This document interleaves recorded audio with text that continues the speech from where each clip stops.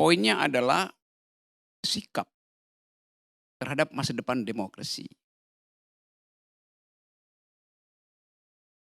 Prabowo pasti akan dibatalkan karena isu hak asasi manusia. Siapa yang akan batalkan? Ibu Megawati. Karena Megawati dulu ajak Prabowo jadi wakil presidennya. Kan itu soalnya kan. Jadi kalau Prabowo misalnya, Anda melanggar hak HAM, ya Mega yang melanggar HAM. Karena mengajak orang yang melanggar HAM jadi wakil presiden. Ini sekedar past event untuk saya terangkan bagaimana kesulitan kita membayangkan masa depan itu. Karena perjanjian-perjanjian palsu itu ada dalam file sejarah ini.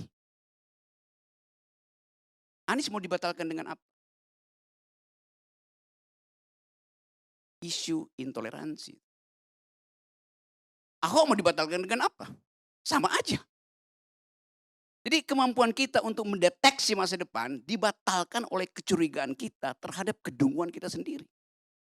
Itu bermain-main dengan sejarah lalu menjadikan sejarah alasan untuk mengukur potensialitas satu partai. Jadi saya nggak tanggapi itu bagian palsu.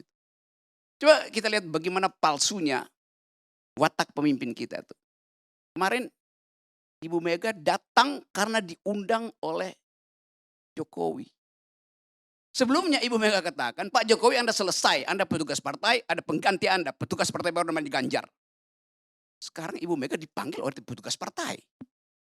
Di mana hierarki etisnya gitu kan.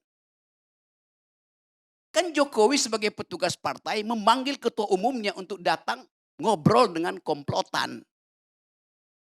Yang kita sebut koalisi itu. Dari segi itu, etik itu udah nggak ada. Jadi kalau kita ucapkan dengan cara yang lebih jujur, apa yang terjadi hari ini? Tukar tambah kuantitatif. Bukan prosedur kualitatif untuk menghasilkan demokrasi itu. Dari awal misalnya Sandi ditawarkan jadi wakil presiden Ganjar, mesti diusir oleh PDIP itu. Itu kapitalis. Sementara PDIP adalah sosialis itu. Bagaimana? Dikawinkan paksa pun nggak mungkin itu. Demi alasan apa? Pragmatisme.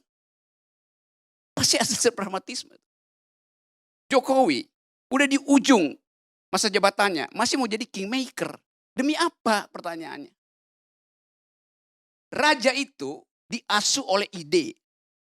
Sekarang kita tanya, kalau Jokowi jadi kingmaker, idenya apa? Terhadap siapa idenya? Wong kingnya aja udah dibajak oleh PDIP, kok bagaimana mau jadi kingmaker? Sama halnya dengan PDIP, mau jadi kingmaker terhadap Ganjar.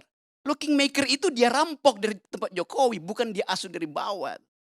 Saya mengucapkan itu dalam fasilitas normativity of politics, bukan deskriptif.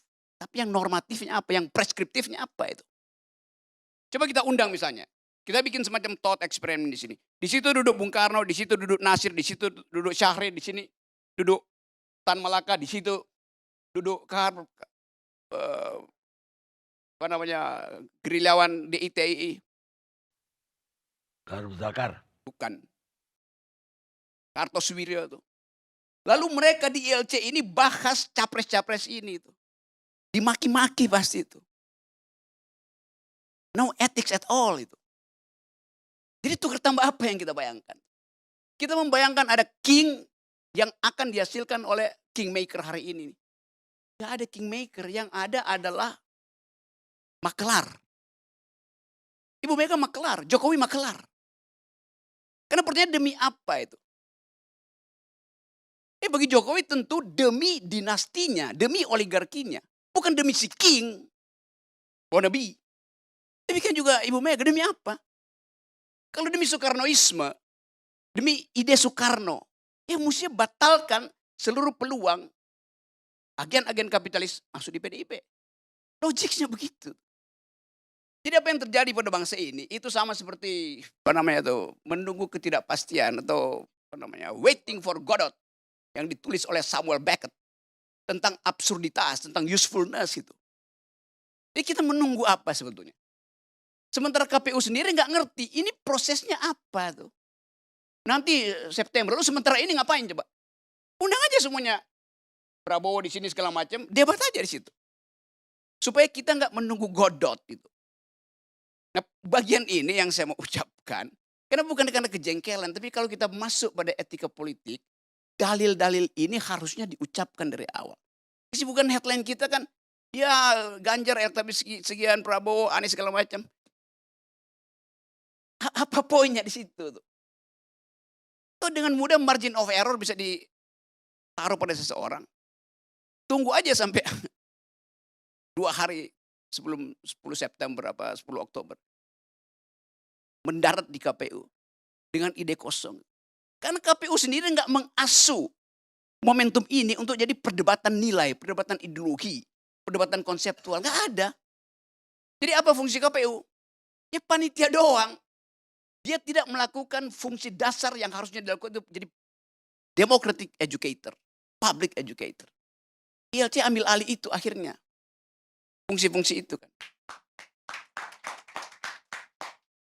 Jadi sekali lagi, kalau kita tidak dari awal memutuskan arah demokrasi, maka yang akan terjadi kingmaker ini adalah percaloan politik. Para kingmaker ini sekali lagi sekedar jadi makelar. Hasil dari tukar tambah makelar adalah pemimpin yang mediocre. Makasih.